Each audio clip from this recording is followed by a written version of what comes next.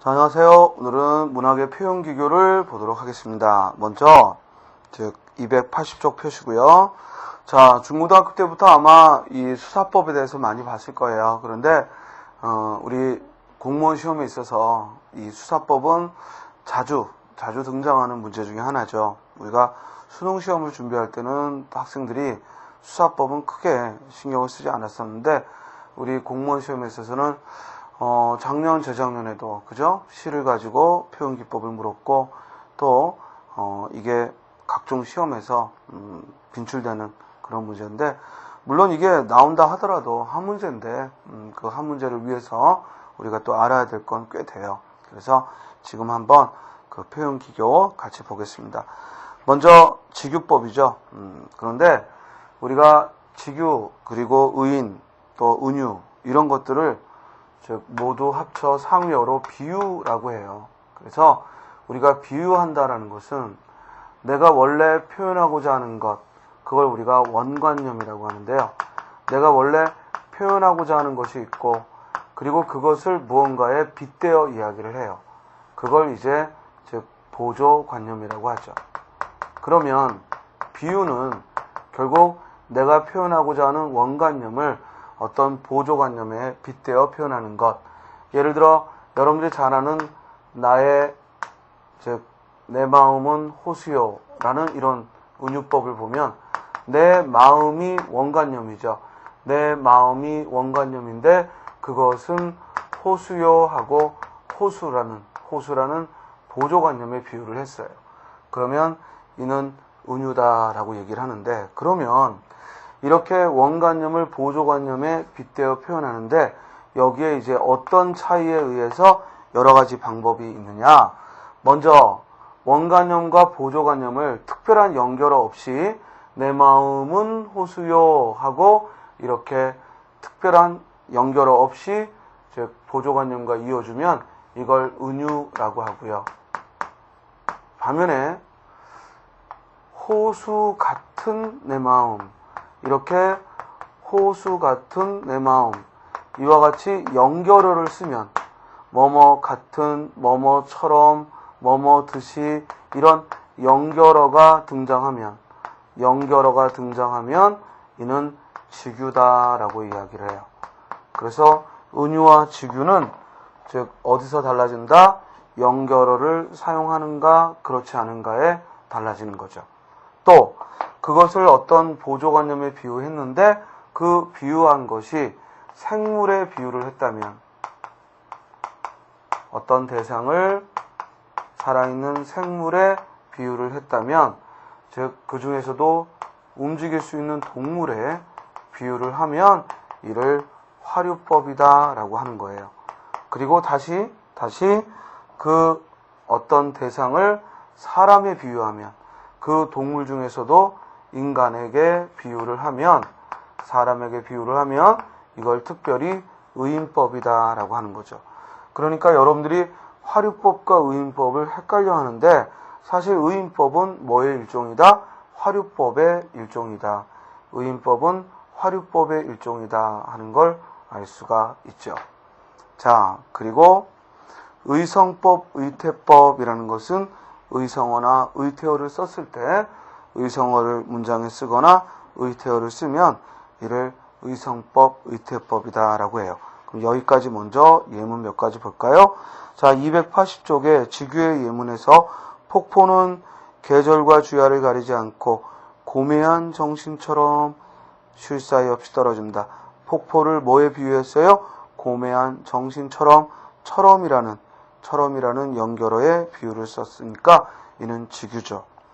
또 은유의 예문으로서 사랑하는 나의 하나님, 당신은 늙은 비에다.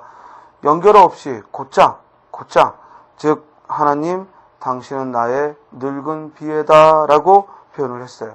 그래서 이는 연결어 없이 곧장 비유하고 있고 이럴 때 은유다라고 하는 거죠. 그리고 281쪽, 즉 개울물은 돌돌돌 길섭으로 흘러가고, 또는 둥기둥 줄이 울며, 이렇게 의성어를 시나 소설에 등장하면 이를 의성법, 또 그 아래 흰 구름이 뭉게뭉게 피어나는, 또는 불이 이글이글 타오른다.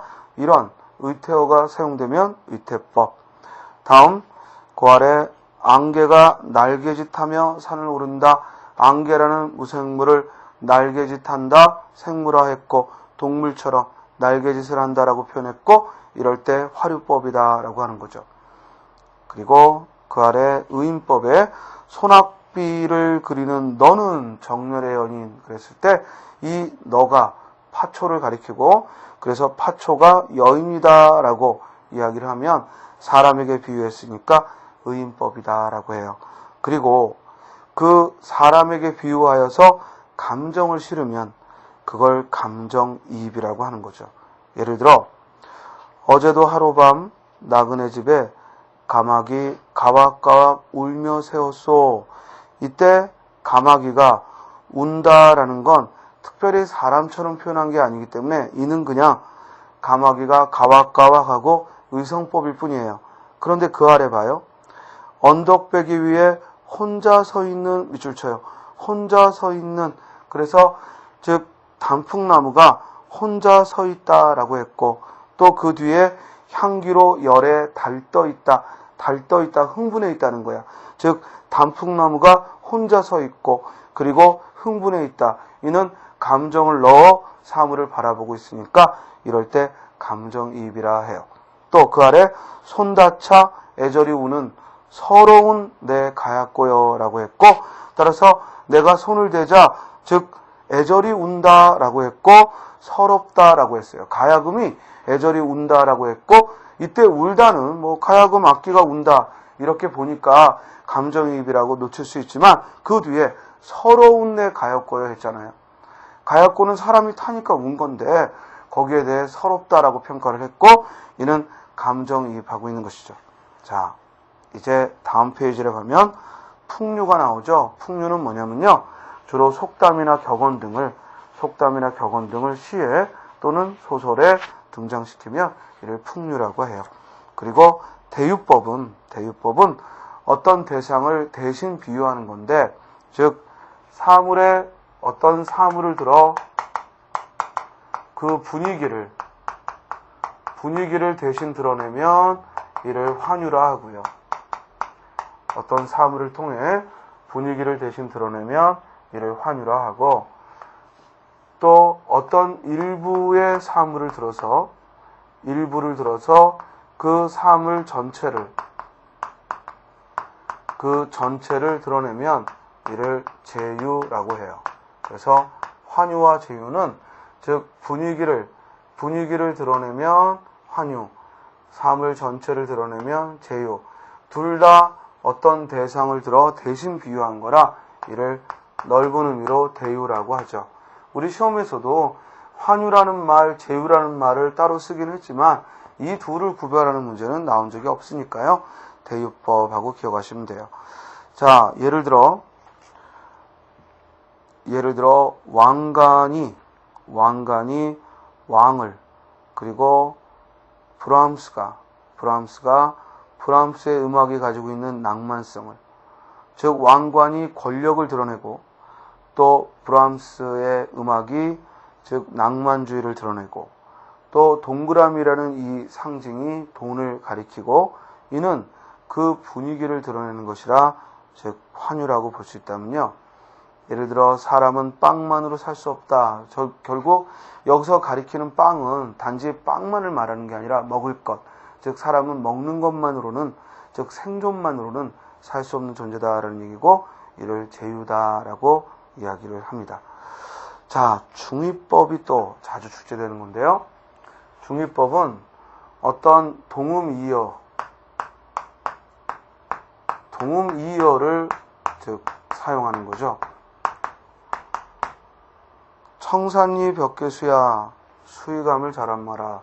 이때 벽계수는 같은 명칭에 사람 이름도 있고 즉 황진의 애인 벽계수가 있고 또 하나는 즉 맑은 시냇물 즉 이렇게 사물을 가리키기도 하죠. 그런데 사람이라고 여기고 해석을 해도 가능하고 또 맑은 시내를 가리킨다 라고 해석해도 가능하니까 이렇게 동음 이어를 사용해서 두 가지 이상의 의미를 드러내면 이를 중의법이다라고 합니다. 자, 이제 비유의 표현들을 봤고요. 다음에는 강조의 표현으로서 먼저 과장법은 실제보다 아주 크게 하거나 아주 작게 하는 것 모두를 과장법이라 해요. 그래서 실제보다 크게 확대해서 말하는 걸 향대 과장, 실제보다 작거나 적게 표현하는 걸 향소 과장이라 하는데 예를 들어서 360날 한양 섭섭해 옵니다. 사람이 우는데 3일 이상 울기는 어렵다고 하네요. 그런데 360날을 1년 내내 운다라는 건 지나치게 과장한 거죠. 그래서 이를 향대 과장. 반면에 음식을 먹어놓고 간에 기별도 안 간다. 사실 어느 정도 음식을 먹었을 때 우리가 충분히 배부르지 않더라도 일종의 포만감을 느끼는 건데 전혀 간에 기별도 안 간다라고 하는 건 이는 지나치게 축소해서 말하는 방식이고 이를 향소 과장이라 해요. 다음 영탄법은요. 우리 시에 대한 해석으로 알맞은 거 이러면서 즉 위의 시에서는 영탄적 기법으로 이런 말이 나올 거예요. 그럼 영탄법은 감탄사를 쓰거나 아니면 마지막에 뭐뭐 하구나 뭐뭐여 하고 감탄형 어미를 쓰면 이를 영탄법이라 해요. 예를 들어 내 누님같이 생긴 꽃이 여하고 종결 어미가 뭐뭐여 하고 감탄형 어미로 끝나면 영탄법이 쓰인 거죠. 물론 누님같이 생긴 꽃이라고 했으니까 즉 지규법도 쓰였고 또 누님에 비유했으니까 의인법도 들어가 있다라고 할 수 있고요. 그리고 영탄법도 쓰였다라는 거죠. 따라 수사법은 여러 가지가 함께 드러나기도 합니다. 자, 반복법은 동일한 단어나 문장을 반복하는 거야. 산에는 꽃 피네, 꽃이 피네, 가을 봄 여름 없이 꽃이 피네. 즉 꽃이 피네라는 그 문장을 즉 반복하여 쓰고 있습니다. 다음 점층법과 점강법 했는데요. 점층법은 점점 확대하여 쓰는 것, 점강법은 점점 축소하여 쓰는 것을 말하는데 이게 과장법하고 다른 점은 점층은 그 표현하는 단어나 문장이 점점 커지는 거예요. 과장법은 실제 내가 말하고자 하는 것보다 부풀려 말하는 거라면 이 점층이나 점강은 그 표현이 점점 부풀어지거나 작아지는 것. 예를 들어 실록은 먼저 나의 눈을 씻고 눈 밑줄 치고요.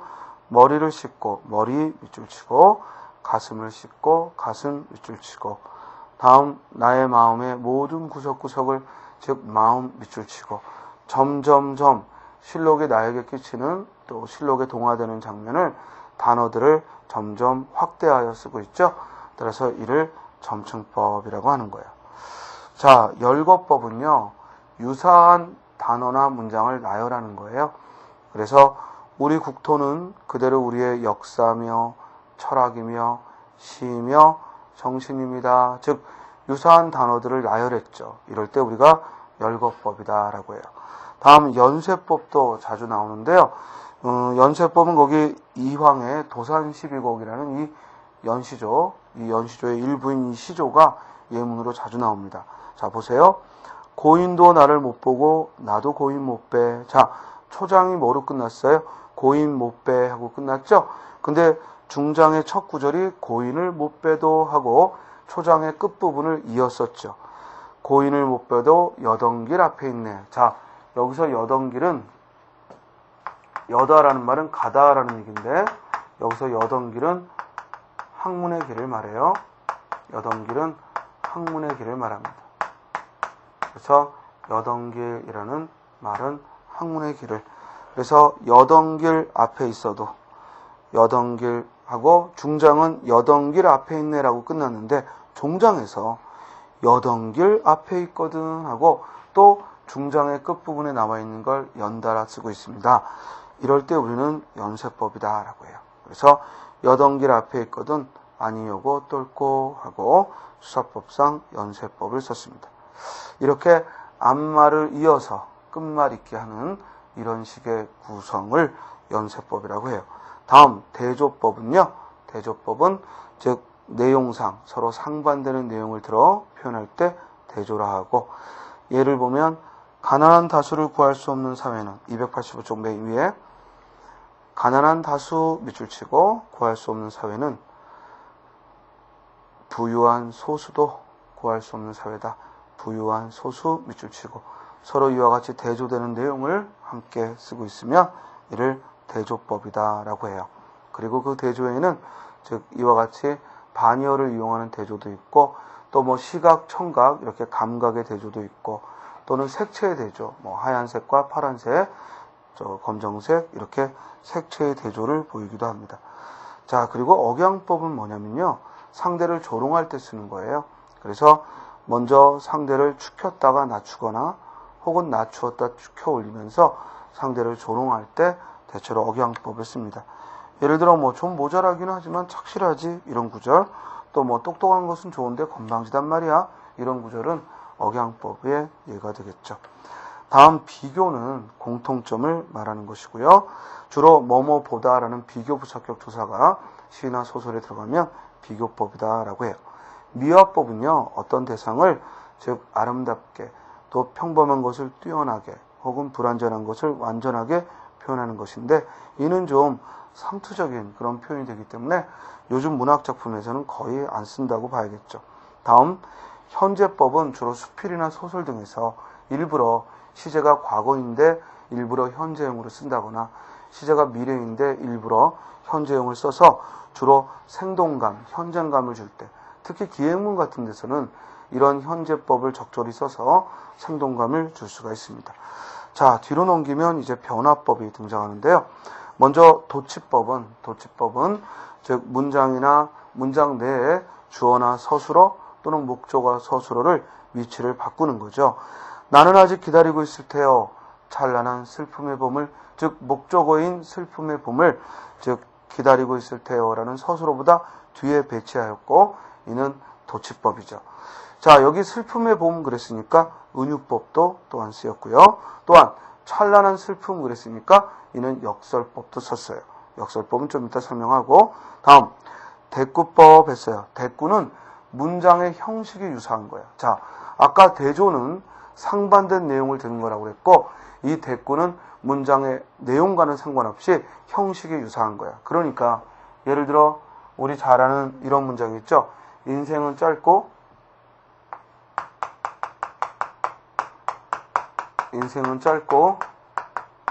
예술은 길다. 자, 이렇게 인생은 짧고 예술은 길다. 이런 글의 경우는 문장이 앞에 즉 문장과 그 뒤에 이어진 문장이 동일한 형태죠. 그러니까 동일한 형태를 취하고 있으니까 뭐예요? 대꾸고, 또 앞에서 인생은 짧다고 했는데 내용상 뒤에서 예술은 길다고 했으니까 그 내용의 측면에서 본다면 대조죠. 그래서 대조 대꾸는 함께 즉 쓰여지는 경우가 많습니다. 다음 인용법은 지워버리시고요. 인용법은 요즘은 인용법이라는 것을 잘 안 씁니다. 다음 서리법이죠. 서리법은 뭐냐면 일부러 의문형을 쓰는 거예요. 즉 실제로 의문문이 아닌데 일부러 의문형을 써서 강조하고자 하는 것, 이를 서리법이라 하죠.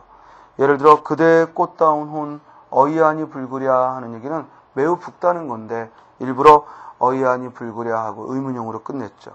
또 어디 다구는 소리 들렸으랴 하면은 실제로 다구는 소리가 들리지 않았다, 문명이 시작되지 않았다, 이 얘기를 하고 싶은 건데 일부러 어디 다구는 소리 들렸으랴 하고 의문형으로 썼습니다.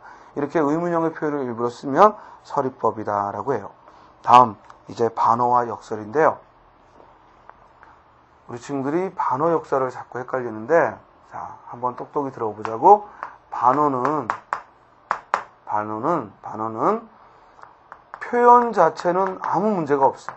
표현 그 자체는. 다만 그 표현한 의도, 그 표현을 한 의도와 서로 상반되는 거예요. 자, 무슨 말인지 알겠어요? 의도하는 바와 그 표현이 상반되기 때문에 반어야. 예를 들어 이 애인이 음식을 만들어줬는데 이게 내가 만든 스파게티 한번 먹어봐 그랬는데 먹었더니 막 토할 것 같아. 그래서 뭐 이따 이 음식을 만들었어 이렇게 얘기하고 싶지만 그래도 애인이 정성스럽게 만들어 놓으니까 어때? 맛있어? 라고 물었을 때 맛있어 라고 표현했다면 그때 맛있어 라는 말은 뭐예요? 반어인 거예요. 이해돼요? 그러니까 반어를 우리가 알려면 의도를 파악해야 하는 거예요. 의도를 알아야 이 표현이 반어다 아니다 라고 알 수가 있는 거죠. 반면에 역설은요. 역설은 어떤 의도인지는 전혀 고려할 필요 없고 그 표현 자체가 모순된 표현이 드러나는 거예요. 예를 들어 하얀 어둠 이런 거. 됐습니까? 또 시끄러운 침묵 이런 거. 이건 아예 그냥 문장 자체의 표현이 서로 함께 할 수 없잖아요. 그죠? 어둠인데 하얗다라고 표현하고 또 침묵인데 시끄럽다고 표현하고 이는 함께하기 어려운 그래서 이렇게 서로 양립하기 어려운 걸 모순이라 하고 이런 모순된 표현이 들어가 있으면 역설이다라고 하는 겁니다. 자, 예문 볼까요? 어이구 얄미운 것 했는데 실제로는 정말 얄미워서가 아니라 귀여워서 어이구 얄미운 것 했다면 이는 반어죠. 또 먼 훗날 당신이 찾으시면 그때 내 말이 잊었노라. 자, 이 잊었노라는 이 말이 당신이 속으로 남으라면 무척 그리다가 잊었노라. 그래도 당신이 남으리면 믿기지 않아서 잊었노라. 오늘도 어제도 아니 있고 먼 후일 그때 잊었노라. 자, 여기서 잊었다라는 말은 실제로 이 시를 읽어봤더니 정말 잊은 게 아니죠. 그래서 이렇게 잊지 않았는데 잊었다라고 말하고 있고 이는 즉 반어적 표현이죠. 반면에 그 아래 역설의 경우를 보면 시를 쓰면 이미 시가 아니다. 아니 시를 썼는데 시가 아니다. 모순되지. 또 어린이는 어른의 아버지 모순되죠. 또 눈등장님 모순되잖아. 소리 없는 아우성 모순되죠. 이렇게 모순된 표현이 함께 등장하면 이를 뭐라고 한다? 역설법이다 라고 합니다. 자, 생략법은요, 말줄임표를 써서 문장을 확실하게 끝맺지 않고 말을 줄이는 것을 가리킵니다. 자, 그리고 나머지는 뭐 읽어볼 필요 없겠고요. 문답법은 묻고 답하는 거야. 그래서 사람은 무엇을 위하여 사는가? 이상을 위하여 산다. 이렇게 묻고 답하는 방법을 문답법이라 합니다. 자, 여기까지 오늘은 문학의 표현 기법까지 살펴봤습니다. 이제 다음 시간에요. 거기 제가 교재에는 즉 시, 소설 그리고 또 우리 고전문학, 현대문학을 쭉 드러났는데 이것들은 참고서입니다. 참고서. 그러니까 여러분들이 공부하다가 필요할 때 읽어보아야 할 것이고 이걸 모두 읽어야 될 이유는 없습니다. 즉 참고서로 즉 넣어둔 것이고요. 이 중에서 여러분들이 시를 해석하고 소설을 즉 해석하는 데 있어서 그리고 고전문학을 대하는 데 있어서 꼭 알아야 될 것들 그걸 제가 좀 요약해서 다음 시간에 설명해 드리도록 하겠습니다. 그러니까 미리 뭐 읽어볼 필요도 없고요. 이 문학의 해석은 여러분들이 이제 직접 저하고 문제 풀면서 어떤 출제가 나오고 있고 어떻게 출제되고 있고 또 이걸 해결하려면 어떻게 접근해야 하는가 이런 식의 해결 방법 위주로 우리가 앞에서 독해 공부할 때와 마찬가지로 해결 방법 위주로 접근을 하면 되겠습니다. 예, 수고하셨습니다.